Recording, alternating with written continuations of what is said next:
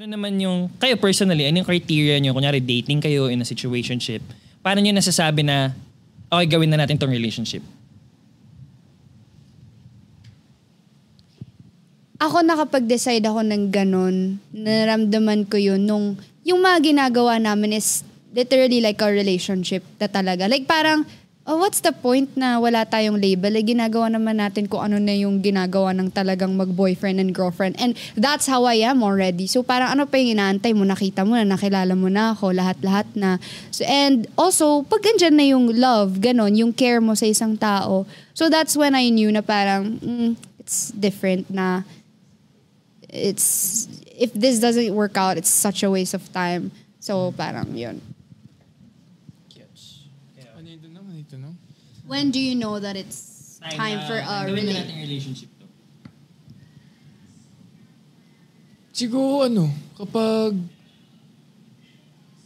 ready na talaga, kasi hindi naman talaga nagiging situationship naman kapag hindi ready yung isa sa dalawang Paano mo masasabi na ready na yung isa? Or ready ka na? Ready na ako. Paano mo masasabi? Like, if you were in a situationship, paano mo masasabi na ready ka na? Pagtingin ko... Ay, Captain. Pagtingin ko na...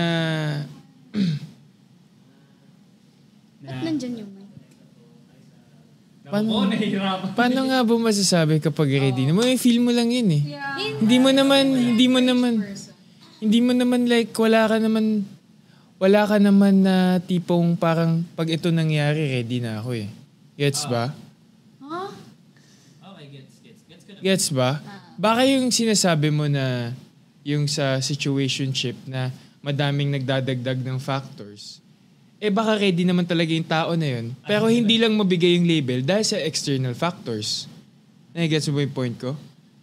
Or what if yung external factors na yun, paunti-unti nang natitick off.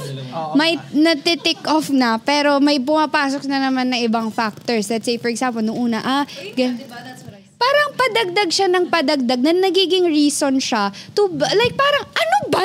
Like, Nainis na siya. Pero ito yung opinion ko sa situationship. At ginawa ko kasi dati.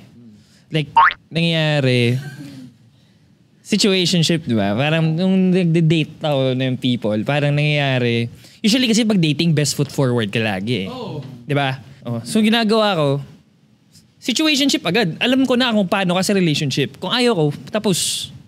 Kung gusto ko, ready ako maging ano to. Gets ba?